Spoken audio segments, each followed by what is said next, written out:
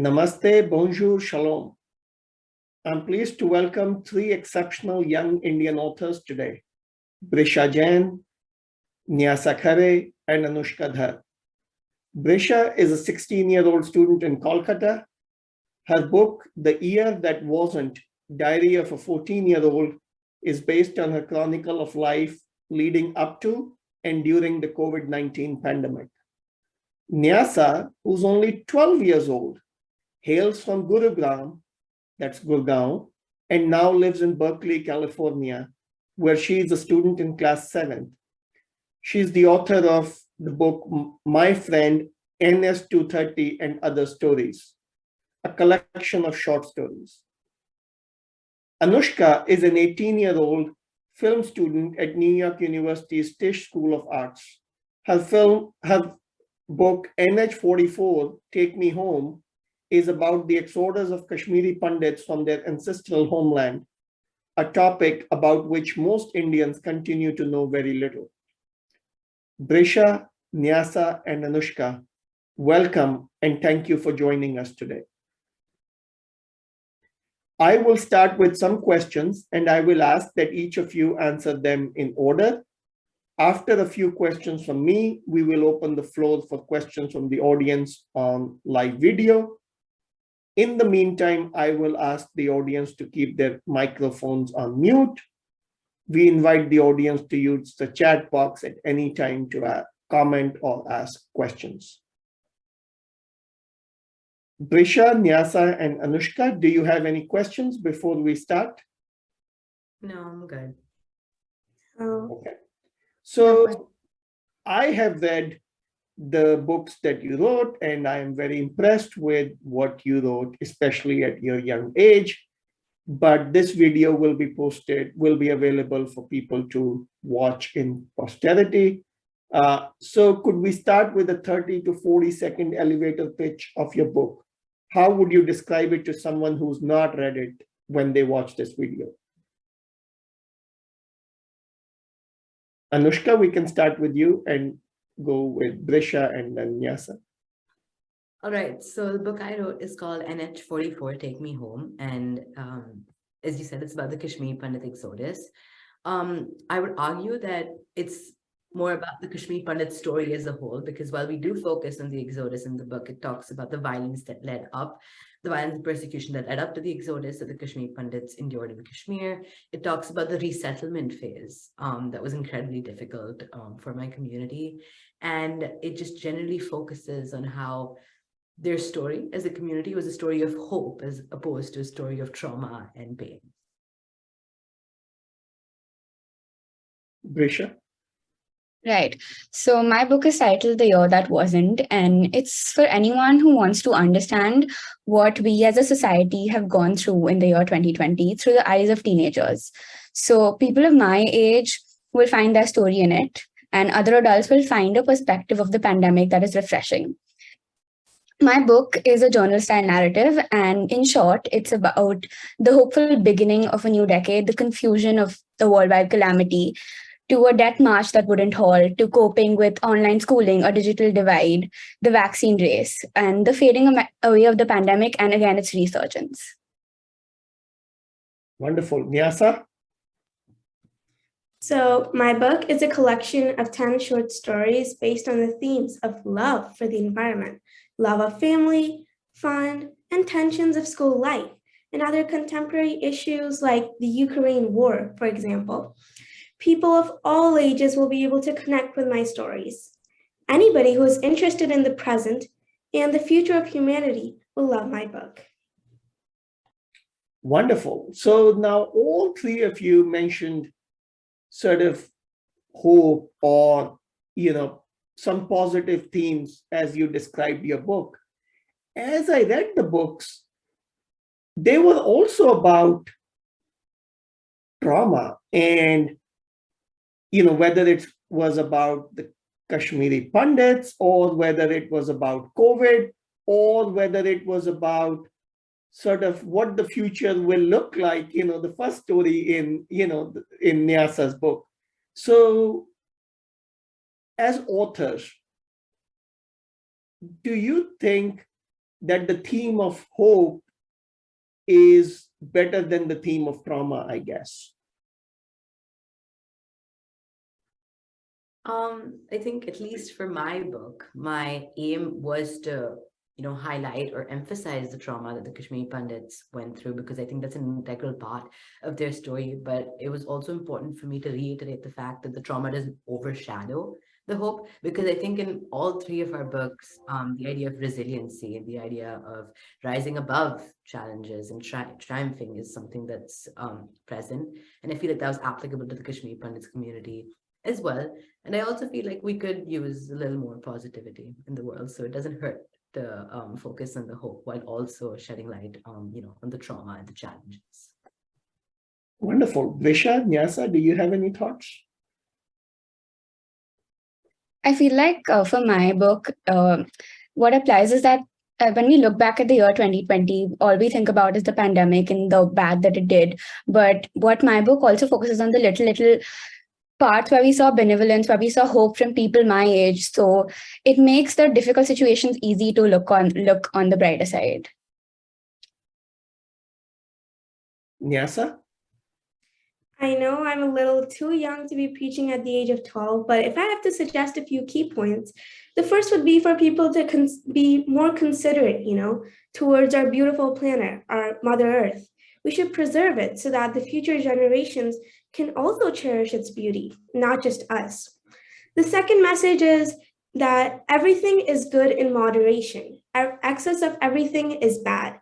So excess use of technology and social media is also affecting our lives in a very bad way, and we should be aware of it.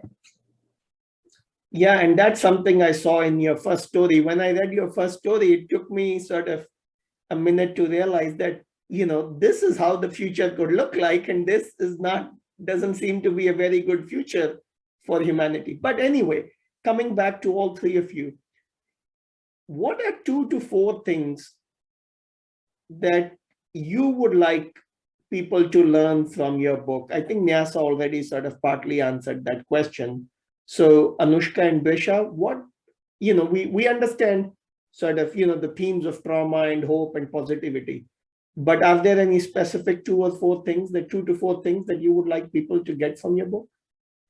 All right. So I think for my book, when I began writing it, the entire objective was for people, especially the younger generation, to learn about the Kashmir Pandit exodus and acknowledge this historic event, because I feel like it isn't widely spoken about. And a lot of people, especially from the younger generation, don't even know that it happened. And I actually was a part of that group. Despite being a Kashmiri Pandit for the longest time, I didn't even know this was an actual thing. And I didn't really know what exactly transpired. And so largely, I just wanted people to know and acknowledge the event and acknowledge the fact that the Kashmiri Pandit community still continues to live in exile today. And I also, speaking on the same lines of hope and trauma, I wanted to ensure that, the trauma and the pain that they went through doesn't overshadow the Kashmiri Pandit narrative, and I don't want the trauma and the pain and the struggle to become the only thing that's sort of synonymous or associated with the Kashmiri Pandit community. And that's why I was actively also shining light on the fact that this was a story of hope, because, despite everything that's happened, and I also comment on this in my book, the Kashmiri Pandit community still has so much love and respect for for the valley and its people. And so I really want people to take away the fact that this was essentially a story of hope, as opposed to a story of just struggle and trauma and pain. Brisha, is there anything specific that you would want people to? Right, yeah. So I think the pandemic changed all of us. And if there's someone reading my book, I'd want them to take away that the pandemic changed us for the better, in the sense that we were humbled into realizing how fragile our existence is. And we were forced to acknowledge that we're all interdependent, and we were also enlightened to the value of family and friends. So. Nyasa, do you want to add anything to what you already said? Yeah. So since my childhood, I've been a book lover. I strongly believe that books actually have the power to mold your thoughts, and they can transform your life. I've experienced it personally because I have read some very exceptional authors, like Miss Sudha Murthy's books have taught me empathy, and Mr. Ruskin Bond has convinced me that simplicity has its own charm.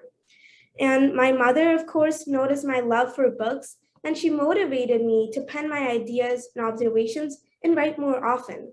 And that's how the journey began.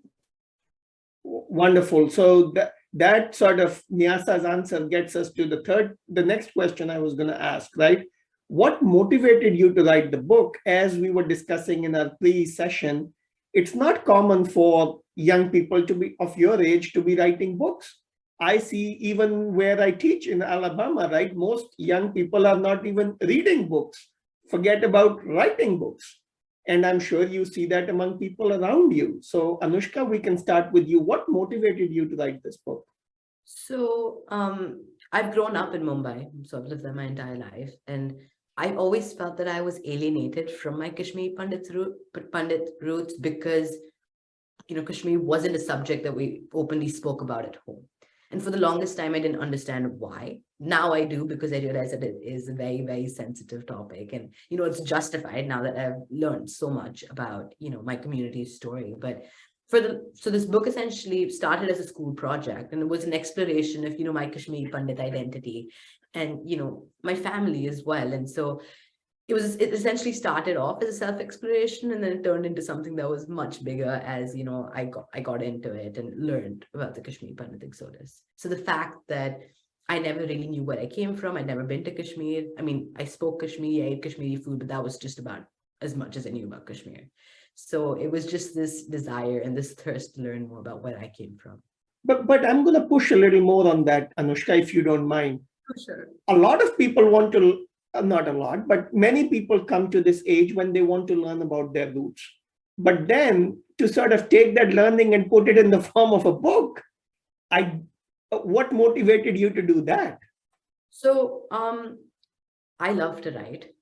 And as I said before, this started off as a school project. So I was asked to, channel this exploration into something creative. And I thought, a book would be great because I love to write. And then, of course, this turned into something bigger because I presented a much smaller version of this book in school.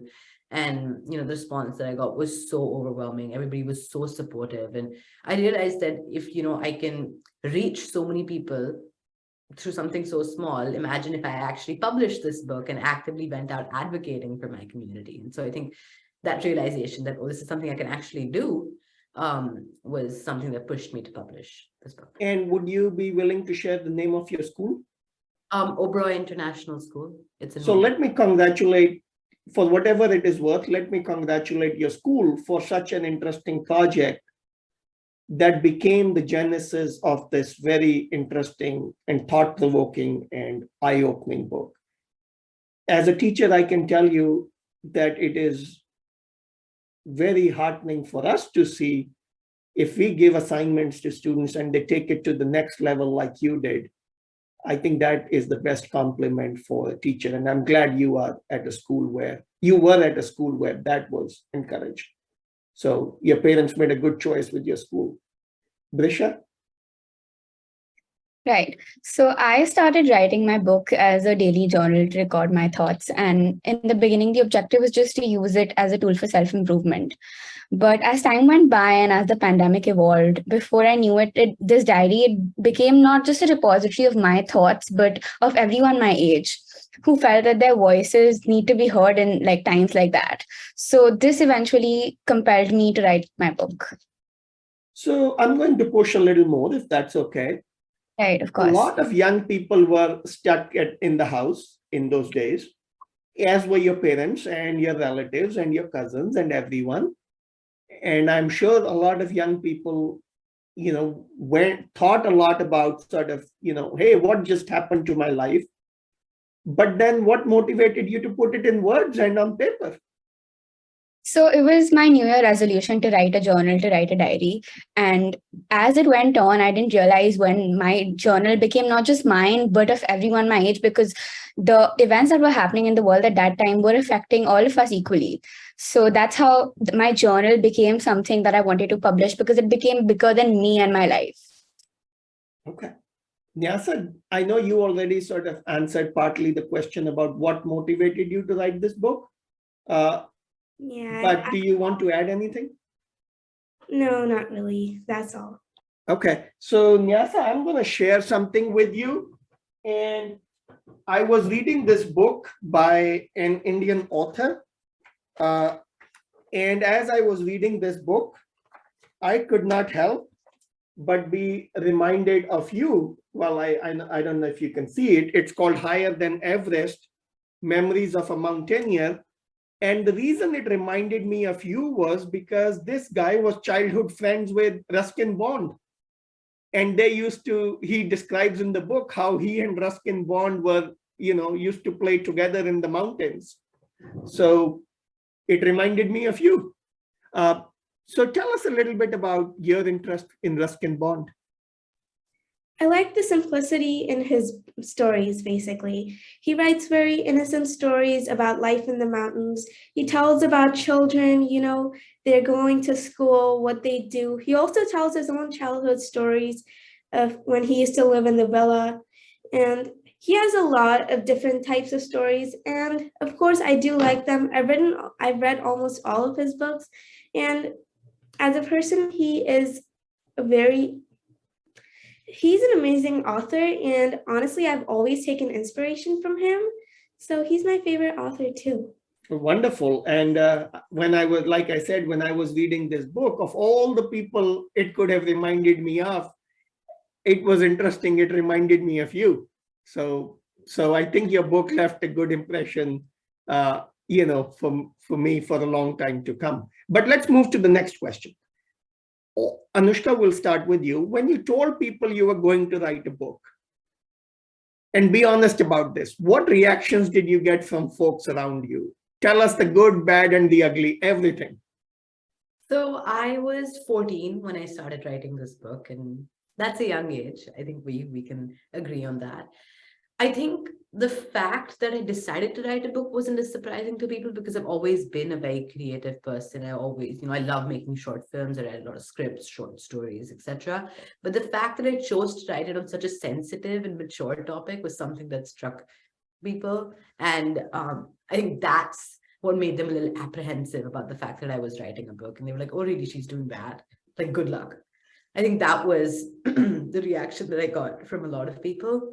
Because, excuse me, the Kashmir Pandit exodus is a very sensitive and very political issue. And so for a 14-year-old to go and tackle that, it's a big task. And to be fair, I'm going to be honest with you, I didn't completely know what I was getting into when I started off because I was so clueless about the entire thing.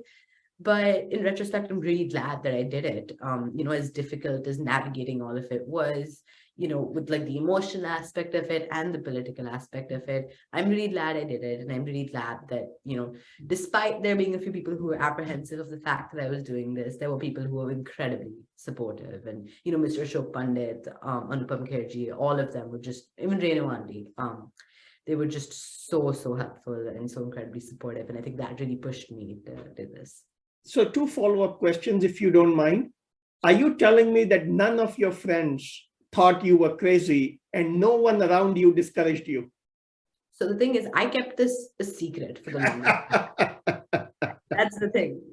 So I presented it in school and then I didn't bring it up for the next year and a half, basically. And then when I announced it, people were like, when did you do this?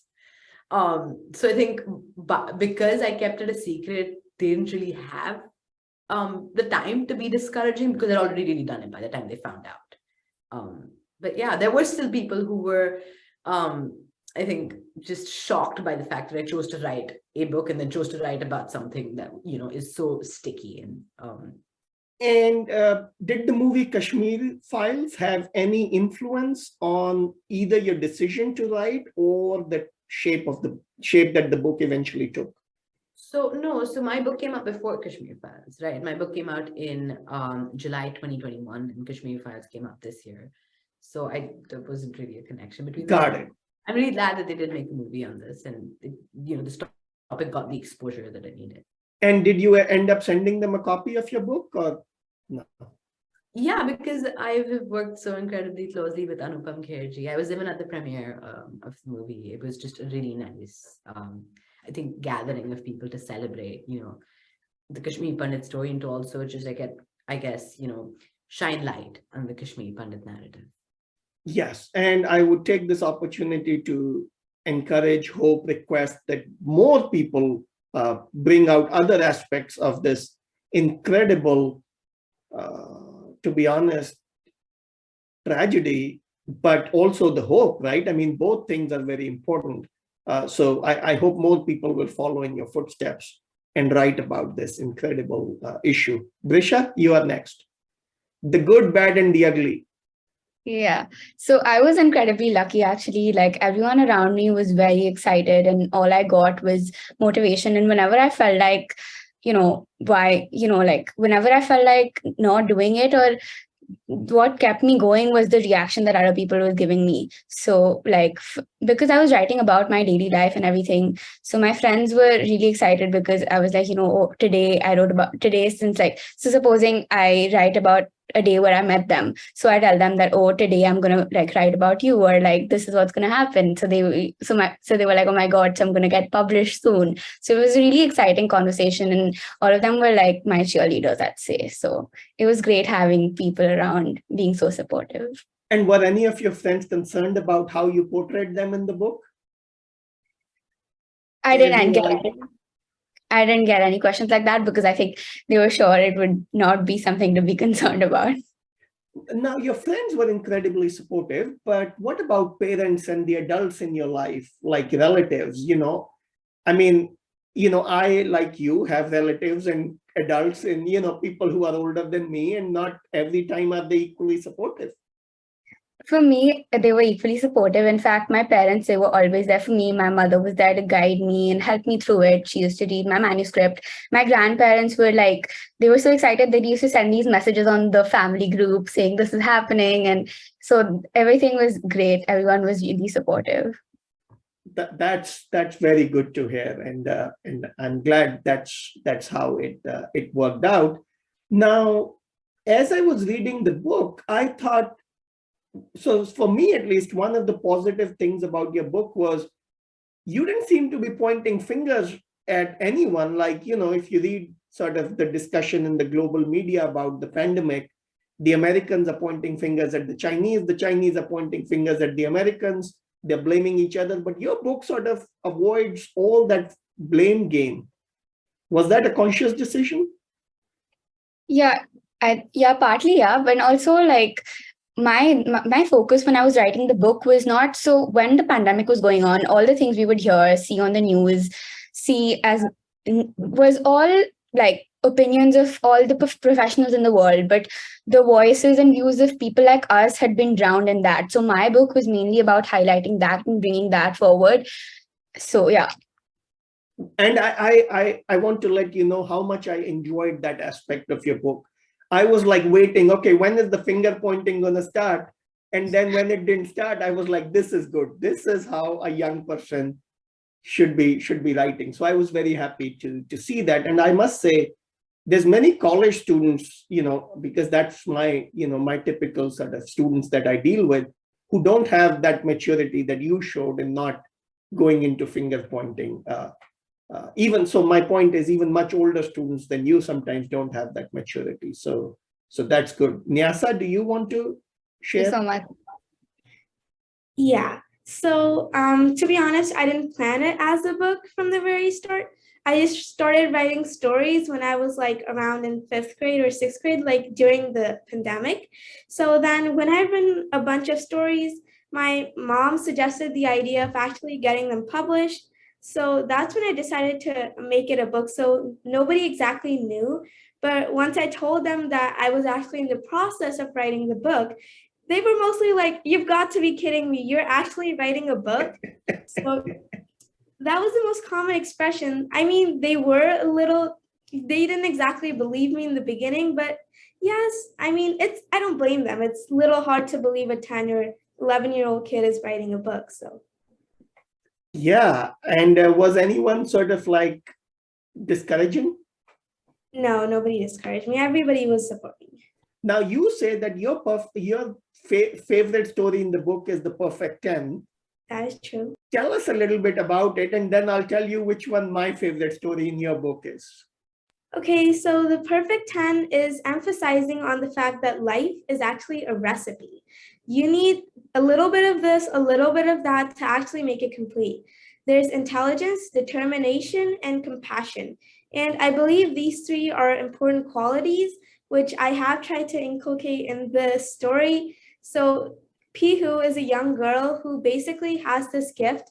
Whoever has a 10 on all three of these criteria has a special power to see other people's scores, and then they must help the other person. So when Pihu's grandma dies, she gives the gift to Pihu, who goes around helping different people. And this is a story of how she helps them and how they also reach the heights of success, just like her. And I must say, I enjoyed reading that story very much. And when I read that it was your favorite story, I thought, oh, that's a good choice.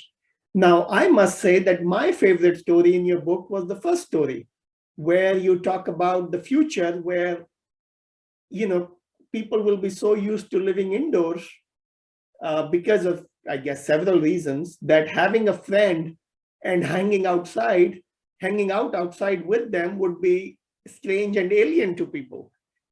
So what got you thinking about that story? Well, of course, like I love nature and I've always been, little more outgoing. I've always supported going outside. I always go to the mountains and I just love traveling. So when I heard that our environment is being harmed so much, I knew I had to do something about it. So I tried to imagine what it would be if we continued like this for the next decade or so, or maybe like the next century, then that might be the outcome. That might actually become the truth. So I was a little concerned about that. So I decided to write it down to, spread a little more awareness about it, I guess. Wonderful. And so we go back to Anushka now with the question of, when you started writing this book, did it all go as planned? Or were there challenges that you had not anticipated? We hold the finished product in our hand, and of course we hold it and we think, oh, this must have been easy. And so, Anushka? Right. I think with everything, there will be challenges and there will be things that don't go your way. I think the biggest challenge that I faced was finding photos, because my book is a coffee table book. So I wrote a lot, but there were also a lot of pictures and a lot of paintings to help, people understand the Kashmir Pandit story and really paint an accurate picture of it. But the thing was that the Kashmir Pandit exodus was largely a very undocumented event because of how sticky the entire situation was and the politics that were involved. There weren't a lot of, the media at the time didn't really cover the exodus at the level that you would expect them to. And so for me, finding photos and, just digging through the archives is something that was incredibly difficult because I wasn't being able to find anything for the longest time. And I'm going to be honest with you, that did freak me out a bit, because I really wanted there to be pictures and sort of a visual element to the book to help sort of build this world that I was trying to immerse my audience in. But, I had the incredible team at Vizasta Publishing helping me. I had my parents, and we all sort of just pushed and reached out to sources around the world and got, the beautiful pictures and paintings that finally made it in the book. So when you say archives, I'm assuming, and, I travel frequently to India. I'm there about 4 months a year. I assume that there are no set archives where you go and get these pictures in India, correct? You had to source them through your personal network. Could you elaborate on that? Yeah, there are also some sources, like there are, photographers, and there are also painters who were, working at the time in their personal works. And, I actively sort of researched people who, would have perhaps documented that and then reached out to them. So by archives, I just generally mean things that were, written or documented or photographed or painted at the time or in the past. And as you did this sort of reaching out to get the photographs or to dig into the personal archives of people, what role did the adults in your life, whether that be your parents or their friends or your publisher, what role did the adults play in that process? I think a a lot of it was self-driven, where I actively reached out to people. Like I would be emailing them, I would be DMing them on Instagram. I would actively be going out and meeting them. But I think my parents were really helpful in the fact where they were like, oh, you should try reaching out to this person. Or my father, because he's also from the same industry, he was like, oh, this person might be helpful. Here's their contact, speak to them. With Asta Publishing as well, I think they also made an active and conscious effort to reach out to people on their end and use, their contacts and people that they perhaps knew or thought would have paintings and photos that would be helpful to me. Yeah, but I think the role that both my parents as well as Asta Publishing played in this journey was also in sort of comforting me when I wasn't finding anything, because for the longest time I didn't. The photos and the paintings were like the very last thing that came into place. And so I think they were constantly sort of just reassuring me, but like, it's okay, keep going. You have it under control. Because I really, really wanted there to be a visual element. And I'm really glad that fell into place eventually. And I think that also makes the book appealing to a younger audience. People at my age, we can read books like this that are all text and no pictures. But young people, need some pictures to sort of keep them engaged, usually. So I think that played a role too. And of course, being a coffee table book, you need pictures. So Brisha, do you want to go next? Yeah. So I think the year 2020 was like a roller coaster of emotions, and there was so much happening together. There was a point in the year when my family and people in my house got COVID. So while the emotional ecosystem wasn't always very sound, and there were days where I didn't feel like writing, but I think and I did take breaks in the middle, but I think what kept me going was the stories that I saw blooming among whatever was going on. For example, the story of Jyoti Kumari, who cycled kilometers to bring her father home, to all the small shopkeepers and vendors who were affected by the pandemic, but still making do with their limited resources, the migrant crisis. And, when things like this were going on, I was like, yes, I have to write about this. Like, it has to be documented. So that's how it was. And Brisha, are you telling me that during the whole year, your own family did not face any crisis that would have sort of discouraged a lesser motivated person? No, it did. So when my family was first affected by COVID, it was still very new. So people were still figuring it out, what do we do? What are the exact medicines to bring home? How do you deal with this? So while all of that was going on, obviously it wasn't you weren't in the best frame of mind to just sit down and write. But I think that's when writing and journaling became my outlet to put down the chaos and write it down to figure it out for yourself, sort of a thing. So that's what helped me. And what about all the distractions? Like you could have been playing video games, you could have been, watching TV, you could have been messaging your friends, but you were writing.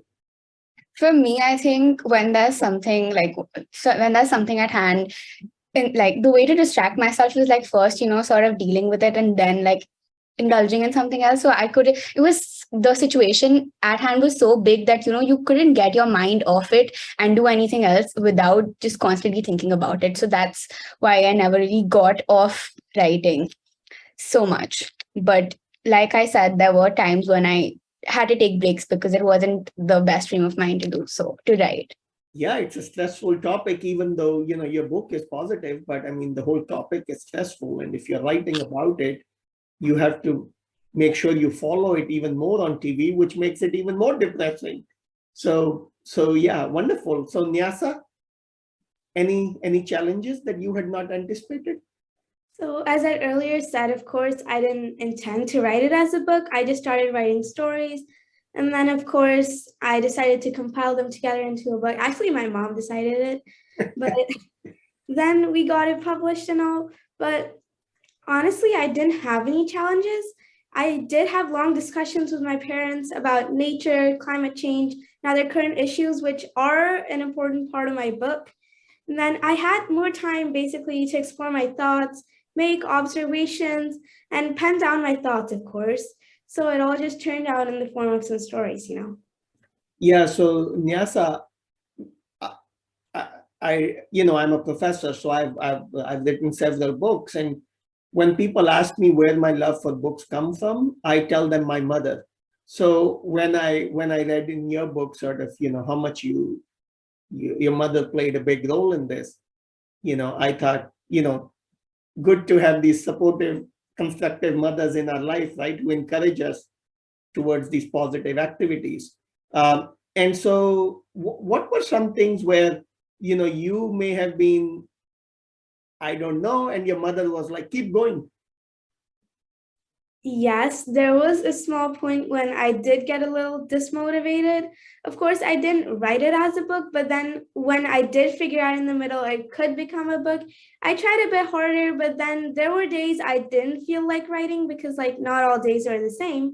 But then my mom was like, Nyasa, you have to keep going on. So then she used to encourage me to write more often. She used to encourage me to write more. So yes, my mom did play a key part in this. Good. And that's a very insightful observation you made. For a writer, not all days are the same. And I think that's very important for sort of budding writers, young writers, emerging writers to understand. Okay, let's move to the next question. Anushka, how long did it take you to write the book? And how did you keep yourself on track and motivated during this time, especially with, running into the kind of roadblocks you did and the challenges you did? How did you keep yourself motivated? So I started writing this book when I was 14 and I ended up publishing it when I was 16. So that was 2 years worth of work that went into it. I'm not gonna lie, like in retrospect, it's a very, very long time. And I still sometimes am surprised that I went through with it and kept pushing. Because there were a lot of factors in my life that, could have easily distracted me. I was also, in 11th and 12th grade, I was doing the International Baccalaureate, I had college applications, schoolwork as well. With the pandemic, it was all very hectic. But I think Nyasa and Brisha have spoken about this. For me, writing was an outlet as well. It was a break from everything else. Again, as I said before, it started off as this entire journey of self-exploration. And so that itself, the idea that I was learning more about myself and my community and my culture and my family just kept pushing me to, keep on researching and keep on writing. And I'm going to be honest with you, there was a lot of rewriting that went into this book because the one that you have in your hand now is very different from the one that I initially written for my school. And so I honestly didn't mind the rewriting because I'd also grown so much in those 2 years. And I feel like I had changed as a writer, I'd changed as a person. And so when it came to rewriting, I actually was pretty on track with it and was willing to do it because I felt like I had so much more to contribute. Yeah, so, we teach writing to the younger generation here in the university. And the hardest part to teach, I think, is the rewriting part. Because people think that writing is sort of a linear process. You start from the first sentence and you're done with the last sentence. And teaching them that then you have to go back and keep iterating and keep rewriting and keep improving. That's very difficult to teach even students who are, maybe double your age. So it's interesting for me to hear that you sort of got to that stage on your own. Or was it your parents who sort of guided you on the rewriting part? No, I actually just read my work and I was like, no, I don't like this very much. And so I just kept on, I'm very critical of my work. And I am a perfectionist, and the team at the task had to keep telling me, it's fine at this point, you can like let it go, because after you can't keep reworking it and reworking it because it's an endless cycle. You have to stop at some point. And for me, I think the challenge was to find that point where I would stop and sort of distance myself from the work and be like, okay, this is it. But because I wrote it over the course of 2 years, I think there was a lot of opportunity for me to rewrite and sort of edit my work. Yeah, and that's the other difficult thing we find to teach young people. When I say young, I include even 30-year-olds as young, is the self-editing thing, like how difficult it is to self-edit. And so I am very glad to hear that, you ended up in that sort of stage on your own. So that's good. Brisha?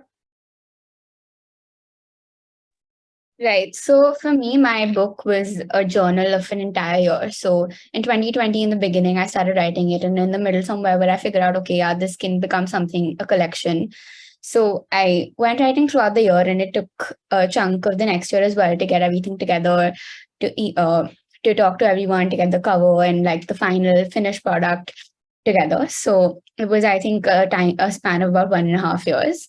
And like Anushka said, like not knowing where to stop is one very big problem, because like for me, like my year, like the diary entries capture the entire year 2020, but then after that I had like a conclusion sort of a thing at the end, because the pandemic was moving so fast, and by the end of 2020 till a few months into 2021, so much had happened.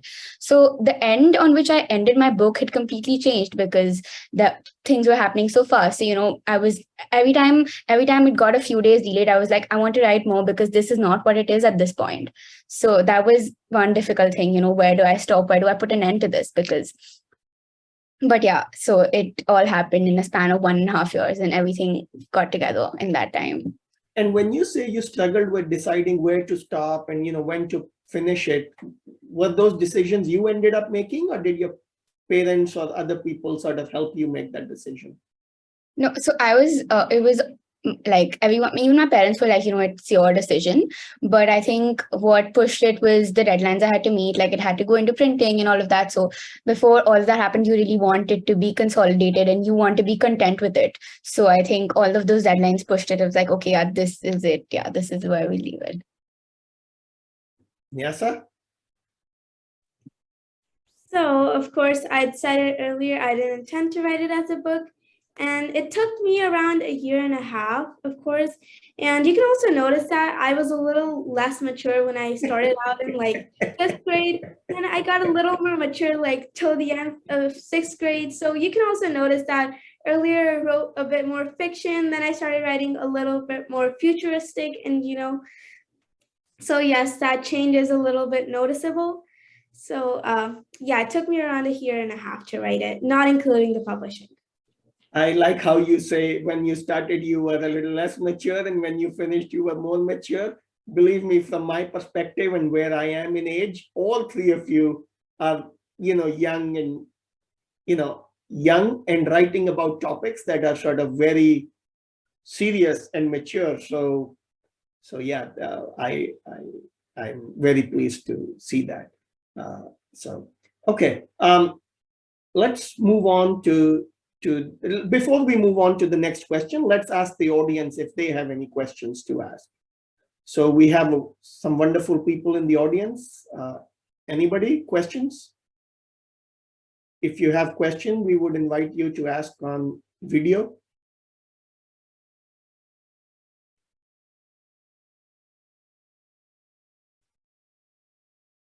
Okay, so I'll keep going then.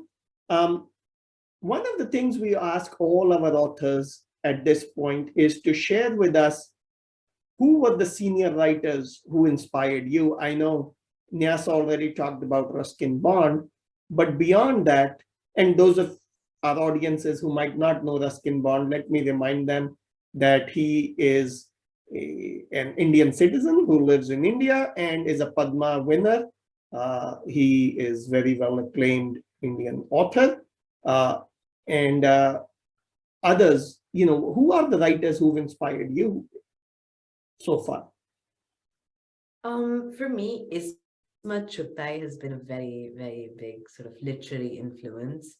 After reading her anthology of short stories, The Quilt, I was just extremely taken aback in a good way by her writing. Of course, it was written in Urdu, and I read the English translation of it. But just the fact that her writing sort of transcends these barriers of language and religion was something that really struck a chord with me. And I want to be a writer whose stories, transcend these cultural barriers. I also just really, really admired the fact that she wrote about such mature, sensitive, taboo topics in a time where nobody wanted to, explore these issues, given the time and era she was born in. Another literary influence for me is Siddharth Gigusar. I met him at the Gulmarg Literary Fest last year when I was invited to speak, and he has been, a mentor of mine. He's been so supportive of my work. He's written a lot about the Kashmir Pandit community as well. And I think that's where we essentially bonded. And I'm just really, really just I just find it really incredible that he himself has devoted so much of his writing and so much of his art to the Kashmir Pandit community and continues to support young authors like me. So, Anushka, let me tell you that it's not often that the answer from a young 18-year-old embarrasses me, but in this case it does, because I have to admit that I have not read Ismat Chugtai. I know who about her work and all that, but I have not read and I am embarrassed. And so now I'm going to make it a point to read, but I missed the second author you talked about. So could you share with us? Siddharth Gigu, sir. He's another Kashmiri Pandit author. He's written, books like A Long Dream of Home, and they're about the Kashmiri Pandit community and their story as well. And I got to meet him in person and talk to him and bond with him over, our work and our sort of passion for advocating for the Kashmiri Pandit community through our work. Wonderful. Brisha? For me, I think the Diary of Anne Frank was also a journal that was written during the Second World War. And when I discovered that this is what I want to do with my diary entries, I figured out the connection, because even that's just a set of diary entries so about her life and about what was going on, but it gives us a lens into what was going on in the world and not just what was going on into her life. And I felt like that was something, because that book was so well known, it was something that pushed me to write because of how I recognized how similar the situation was. So I was inspired by her book. Wonderful. Nyasa? I had partly answered that question when I said Mr. Ruskinman, but I do feel inspired by Mr. Ruskinman. Also, some other authors are Ms. Sudha Murthy, and also to some extent Mr. Robin Sharma. And I also have read many wonderful books by authors like Ms. J.K. Rowling, Mr. Roald Dahl, Ms. Enid Blyton, just to name a few. So Robin Sharma, of course, most people know, but could you tell us a little bit about Damodran, you said? I didn't say that. Who did you name before Robin Sharma? Ms. Sudha Murthy. Sudha Murthy. Okay. Could you tell us about, a little bit about her? Many people may not know about her books. They may know her about as the wife of Narayan Murthy, but they may not know her books. Could you tell a little bit about her? So she writes stories about empathy. She writes stories about kindness. She has very simple stories, of course, but her stories are also reflecting about, the issues and then how simple people actually, with their kindness, help everyone. So I've only read a few stories written by her, and I can see that reflected in all of her stories, actually. And for those of you who are interested in, Sudha Murthy, there's also she's also on Netflix now. One of her books, I think, has been made into sort of a Netflix series, like for children. So, if you're interested, you can take a look. But I think we have a question from Navisha for our panelists. Navisha, do you want to ask? When you started writing books?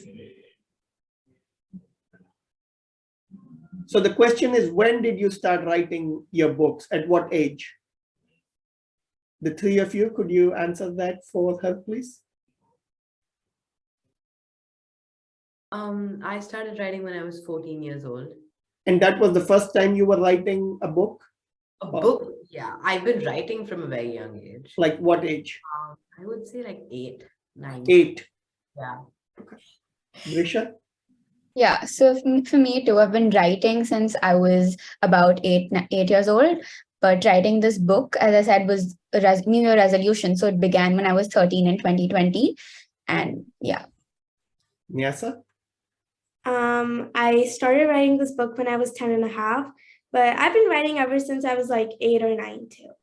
So it seems like 8 is the time when people start writing. I'd never thought about that, but it's interesting how 8 seems to be the common age here.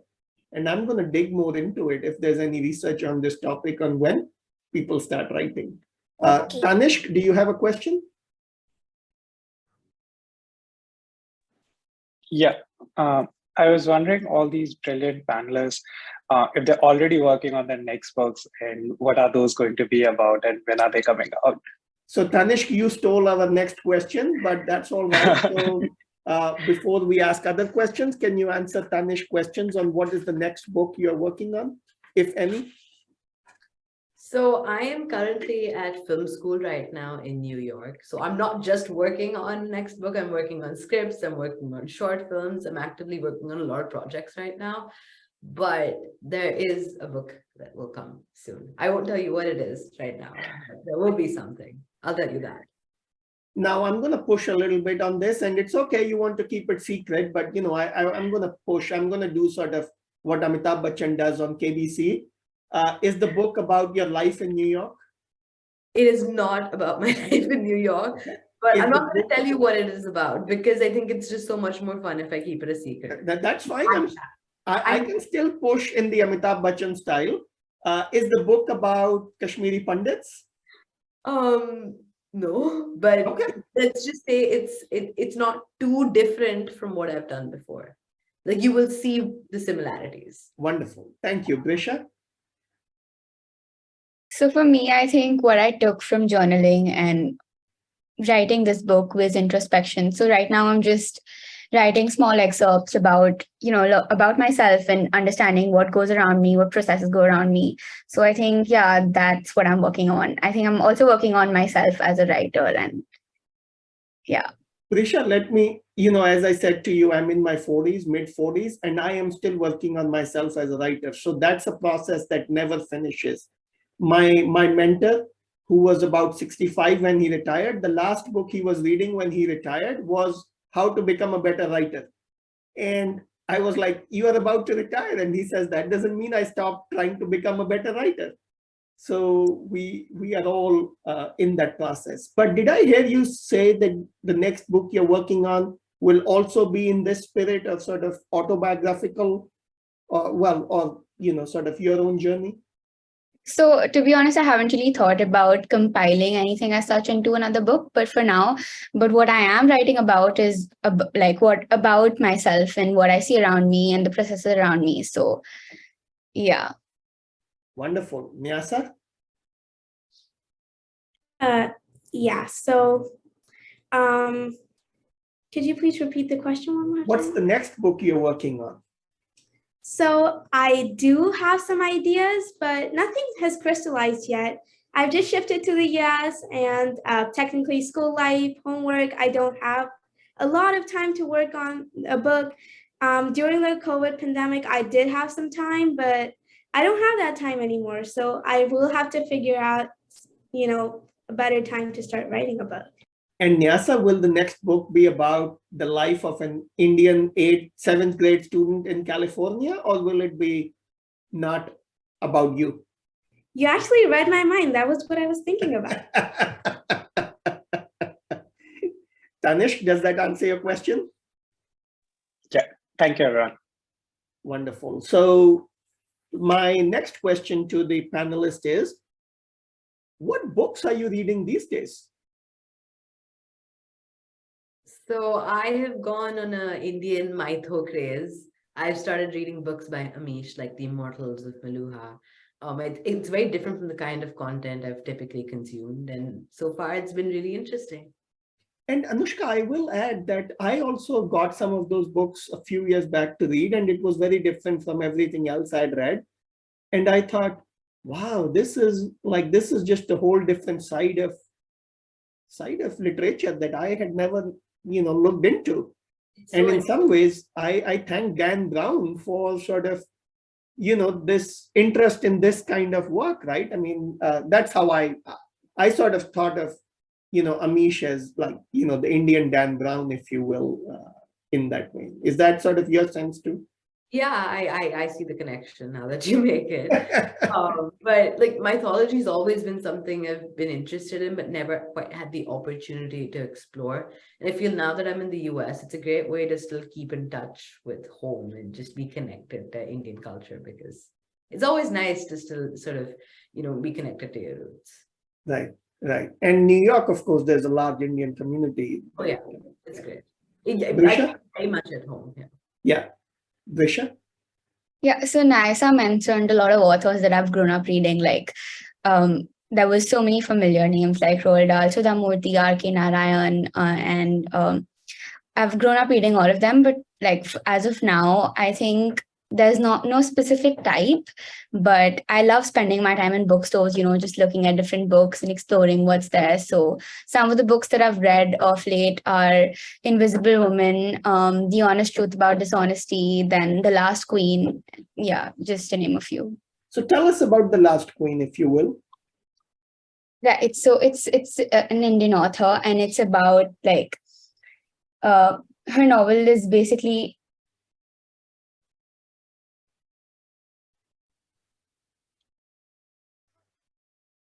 I think we lost her. So Nyasa, could you answer that, and maybe we'll have her back?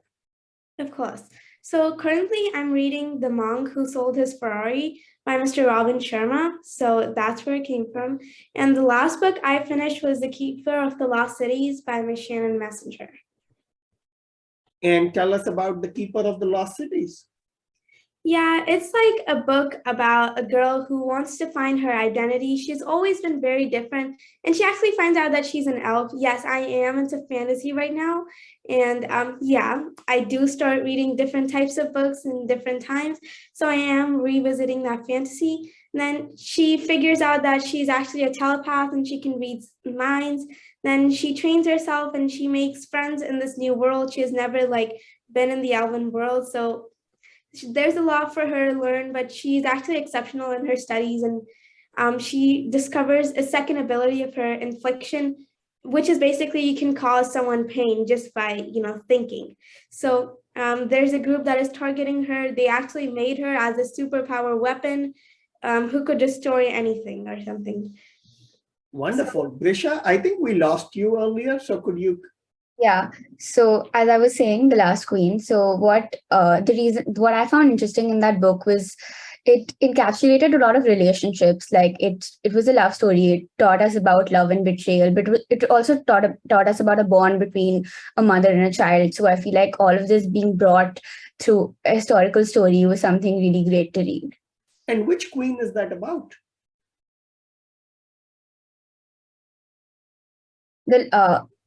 I'm just one second.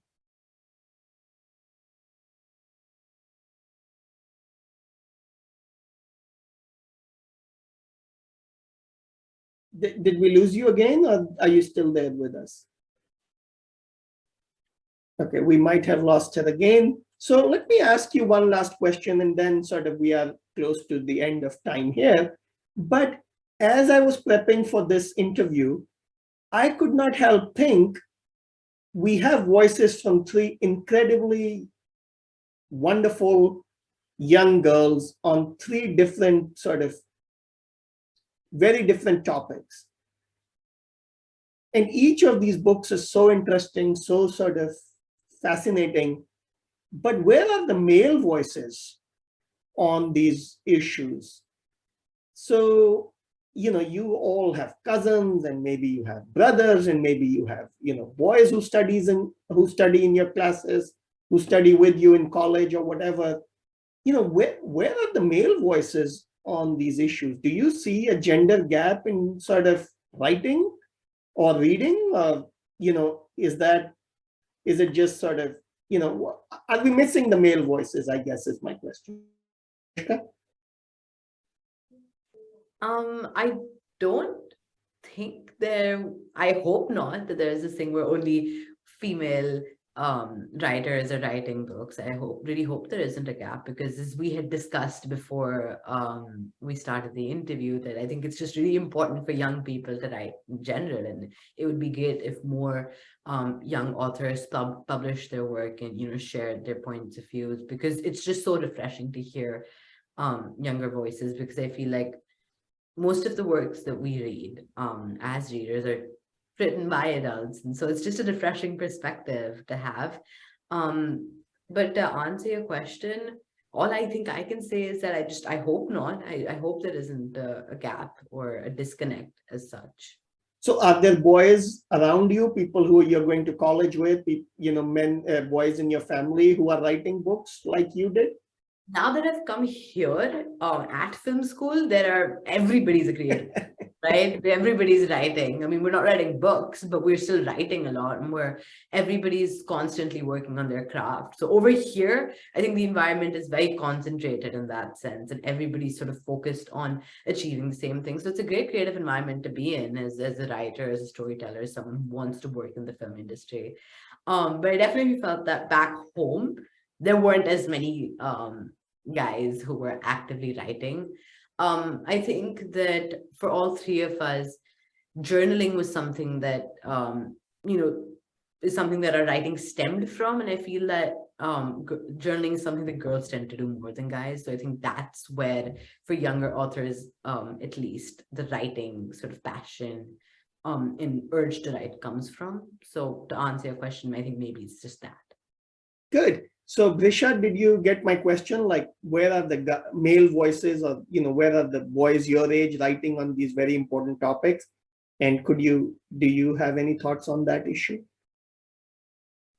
Sorry, can you repeat your question? I got cut off in the middle. Yeah, I did notice that. So my question is, all three of you, incredible girls who are writing these fascinating books, but you maybe have brothers, you have cousins, you have other boys your age in your school. Where are the male voices on these important issues? Do you see a gender gap in who's writing? So I think I agree with what Anushka just said. Like, for me personally, the people I know, I see how girls are more more towards writing and journaling. So I feel like that way there is a gap. But I also don't feel like I feel like it even got like I have read, of course I've read male authors, and of course I have friends who write. So it's just the females are more in number, especially for the people like around me. Wonderful. Nyasa? Yeah, I do agree with Anushka and Brisha. Same thing. Yes, girls do tend to journalize a little bit more. They also tend to be a little more, they tend to read a little bit more than boys. Boys are more into let's go play outside and eat some pizza. But girls tend to write a little bit more. So that journaling turns into stories, stories turn into books. So that's what I feel too. Wonderful. We have another question from Ajit. So if you don't mind, I know we are past time, but we'll take one last question and then we'll wrap it up. So Ajit, do you want to ask your question? Ajit Kumar?